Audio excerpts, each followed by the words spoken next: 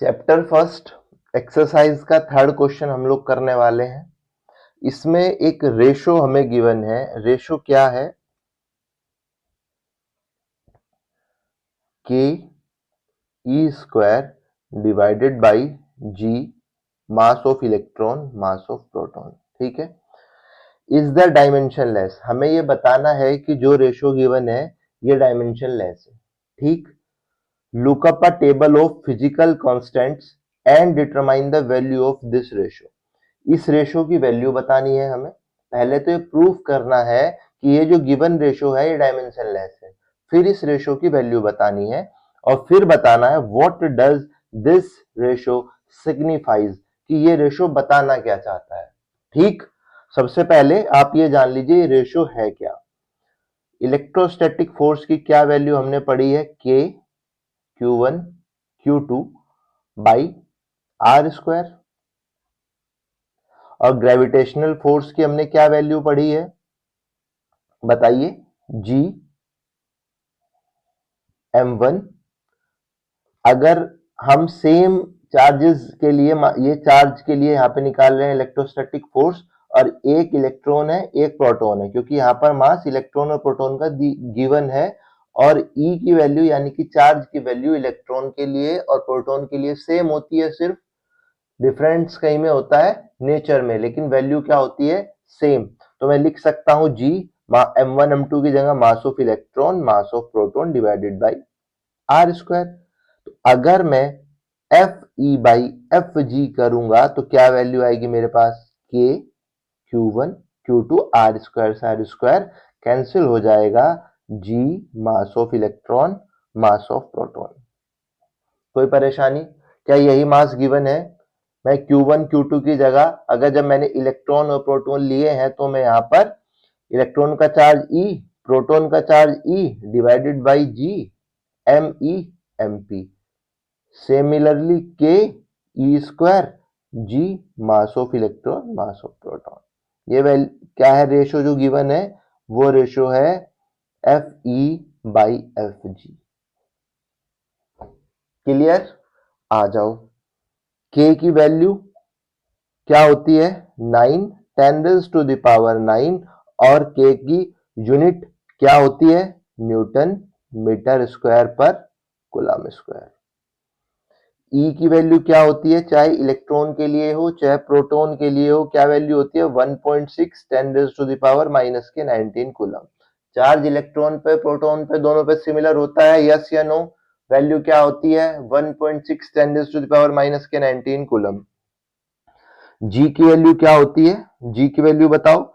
6.67 10 to the power minus के 11 Newton metre square पर kilogram. मैं हमेशा बोलता हूं फिजिक्स पढ़नी है तो यूनिट्स याद होना बहुत जरूरी है, तो यूनिट्स याद कर लीजिए।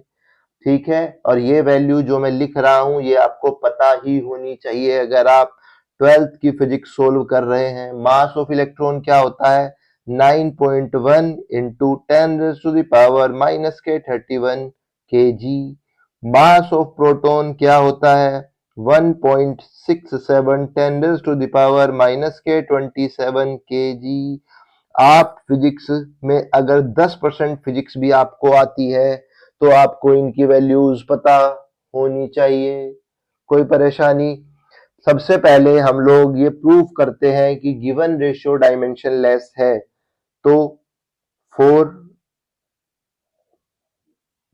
चेक आउट डायमेंशन, ठीक है, गिवन रेशियो क्या है? गिवन रेशियो हमारे पास के की डायमेंशन न्यूटन मीटर स्क्वायर पर कूलम स्क्वायर। ई की डायमेंशन क्या है? कूलम। ई स्क्वायर है तो कूलम का स्क्वायर। जी की डायमेंशन क्या है? न्यूटन मीटर स्क्वायर पर किलोग्राम। भाई यहां पे डिवाइड में केजी लिखूंगा, ऊपर जा वो ऊपर चला जाएगा, कोई परेशानी? मास ऑफ इलेक्ट्रॉन की dimension kilogram, mass of proton की डायमेंशन किलोग्राम। जी की डायमेंशन न्यूटन मीटर स्क्वायर पर किलोग्राम स्क्वायर। ठीक है, क्लियर। न्यूटन मीटर स्क्वायर से newton metre square cancel out, coulomb square से कुलाम स्क्वायर, किलोग्राम स्क्वायर से kilogram. Hence we can say given ratio is dimensionless. कोई परेशानी? इसमें कोई परेशानी हो तो बताइए। अब हम लोग निकाल देते हैं क्या, F E by F G की वैल्यू। के की value 9 10 raise to the power 9, e square charge 10 raise to the power minus 10 raise 1.6 10 raise to the power minus के 19, स्क्वायर है तो वापस 1.6 10 raise to the power minus 19। Electron के लिए charge minus में होगा, प्रोटॉन के लिए प्लस में होगा, लेकिन मुझे यहाँ पर साइन नहीं लेना है। ये बात क्लियर है। साइन सिर्फ बता रहा है कि फोर्स अट्रैक्शन होगा या repulsion. Okay, divided by G की value 6.67 10 raise to the power minus के 11। मास ऑफ इलेक्ट्रॉन क्या है, 9.1 10 raise to the power minus के 31। Mass of proton 1.67 10 raise to the power minus के 27। क्लियर है। वैल्यू सोल्व कर लेते हैं। मैं 9.1 को राउंड ऑफ करके 9 ही मान लेता हूं, क्योंकि मुझको अप्रोक्सीमेशन में सोल्व करना है। कैंसिल आउट, मैं 1.6 को यहां भी 1.6 मान के कैंसिल कर देता हूं, कोई परेशानी? अब यहाँ पे बचता है 1.6 डिवाइडेड बाई 6.67। ठीक है, इनटू कुछ बचता है ऊपर, नीचे नहीं, सिर्फ 10। 10 की power 9 minus 19 minus 19 38 minus 11 minus 31 minus के 42 माइनस के 42 और माइनस के 27 क्या हुआ 59 माइनस के 42 माइनस के 42 और 20 62 और 7 69, सॉरी ये ऊपर आके हो जाएगा प्लस प्लस 69।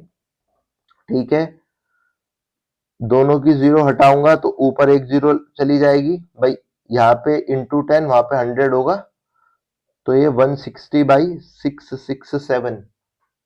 ठीक, इंटू 10 की power minus 38 plus 69 minus 38 plus 69 कितना हुआ, बचा क्या 31।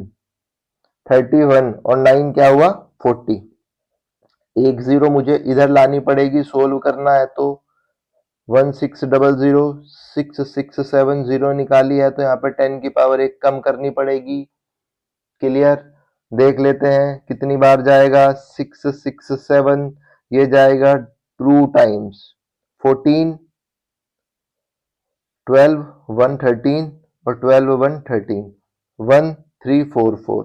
ठीक है, इसको हम 1600 में से माइनस करेंगे, क्या आएगा 6, यहाँ भी 6, 5 में से 3 गए 2, 266 फिर 0 आएगा, ये जाएगा 3 टाइम्स, तो आंसर क्या आएगा 2.3 10 रेज़ टू द पावर 39।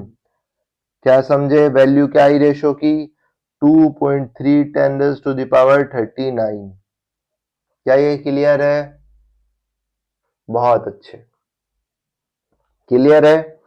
अब लास्ट क्या पूछा है कि ये जो रेशो है ये क्या सिग्निफाइज करता है, रेशो सिग्निफाइज, क्या सिग्निफाइज करता है कि जो इलेक्ट्रोस्टैटिक फोर्स है वो ग्रेविटेशनल फोर्स से 2.3 10 raise to the power 39 times बड़ा है।